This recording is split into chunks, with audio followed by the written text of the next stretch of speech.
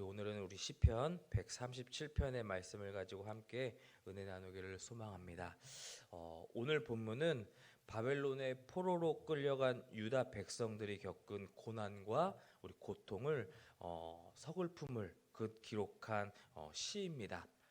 오늘 본문에서 바벨론의 여러 강변과 수금 그리고 시온, 노래하다라는 단어들을 우리가 볼 때 아마도 성전에서 악기 연주를 통해서 하나님을 귀하게 섬기던 레위인들이 나라가 망해서 바벨론으로 사로잡혀 갔을 때 조국과 성전에 있는 시온, 예루살렘 성전을 그리며 기록한 노래가 오늘 본문의 말씀인 것입니다. 여러분, 남유다는 BC 586년에 바벨론에 의해서 막이 내려졌습니다. 이때 유다의 마지막 왕인 시드기야 왕이 여러분 어떻게 됐습니까? 눈이 뽑히고 또 쇠사슬로 묶여서 바벨론으로 끌려갔습니다. 그리고 바벨론 사람들이 여러 귀족들을 죽이고 많은 사람들을 바벨론의 포로로 끌고 간 것이죠. 이때 안타깝게도 성전이 초토화가 되었습니다. 하나님을 예배하던 장소, 성전이 초토화가 되었다라는 것이죠. 그때 함께 끌려간 이 시인은 바벨론의 여러 강가에서 시온을 기억하며 울었다라고 고백하고 있습니다. 즉 유다 백성들이 어디 한 곳에서만 울었던 것이 아니라 바벨론에 있는 여러 강에서 강제 노역을 하면서 고향을 그리워하면서 하나님의 성전을 그리워하며 울었다라고 이야기하고 있는 것입니다. 여러분 1절을 보시면 지금 이 울었다라는 것은 아주 큰 소리로 아이들이 우는 것처럼 큰 소리로 우는 것을 뜻하고 있습니다. 그만큼 유다 백성들의 좌절감은 깊었다라는 것이죠. 유다 백성들은 시온에 있고 싶은 마음이 너무나도 간절했습니다. 그런데 정작 지금 자신들이 서 있는 곳이 여러분 어디입니까? 이방 땅, 이방을 섬기는 바벨론 땅이었습니다. 지금 우리가 보고 있는 성경에는 표현되어 있지 않지만 히브리어 성경을 보시면 1절에 지금 시온을 기억하며 앞에 히브리 성경에는 참으로라는 단어가 붙어 있습니다. 다시 말하면 시온을 그리는 그 마음이 너무나도 사무쳐서 견딜 수가 없을 정도로 그렇게 울었다라는 것이죠. 그래서 여러분 2절을 보시면 이렇게 노래합니다. 그 중에 버드나무에 우리가 우리의 수금을 걸었나니. 2절은 바벨론에 있는 유다 백성들의 슬퍼하는 모습과 고국을 그리워하는 모습을 노래하고 있는 것입니다. 여러분 버드나무 잎과 가지가 바람에 흔들리고 또 그렇게 흔들리게 되면 서로 부딪히는 그 소리가 처량하다라고 합니다. 그래서 슬픔의 감정을 비유할 때 이 버드나무가 주로 사용되곤 했죠. 유다 백성들은 바벨론의 여러 강변에서 이 버드나무를 볼 때마다 고향에서 보던 그 나무를 떠올렸을 것입니다.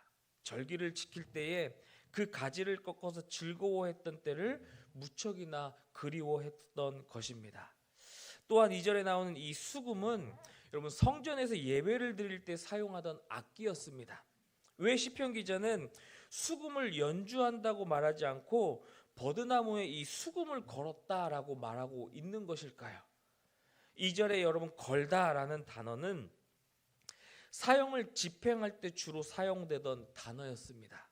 마치 하나님을 예배하고 찬양하던 이 수금이라는 악기가 처형을 당한 죄수처럼 걸려있는 느낌을 그대로 지금 전달하고 있는 것이죠. 수금은 시인의 자화상 같았고 바벨론으로 끌려간 유다 백성들의 자화상처럼 표현하고 있다라는 것입니다.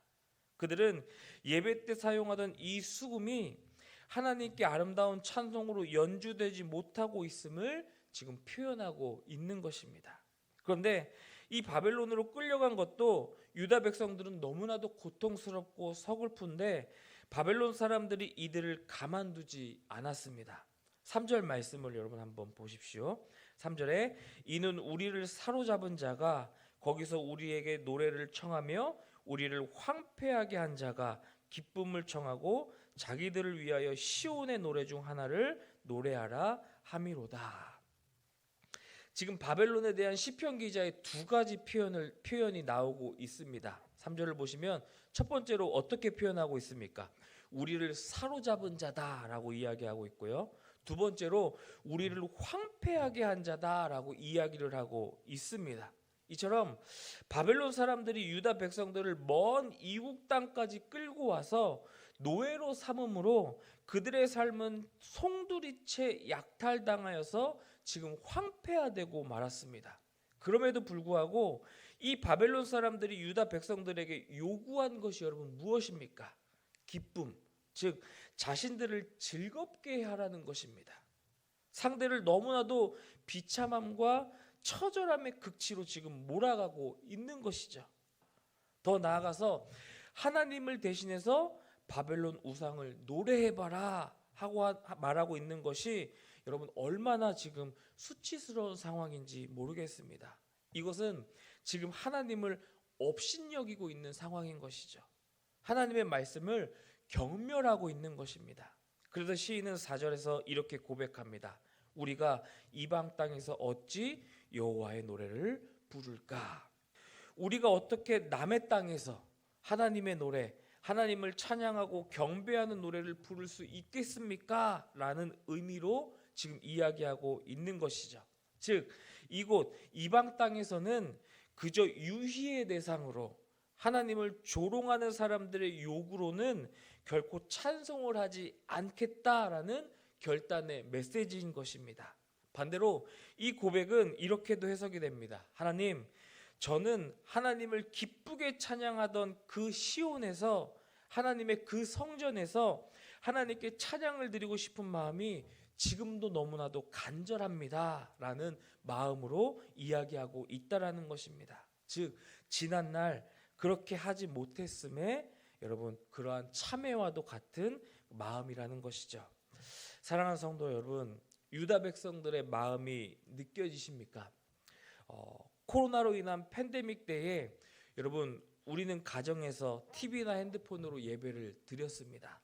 그때 얼마나 우리가 예배당에서 예배하고 찬양하고 싶었습니까? 교회에 나와보고 싶고 예배드리고 싶고 함께 얼굴 보고 싶은 때가 우리가 많지 않았습니까?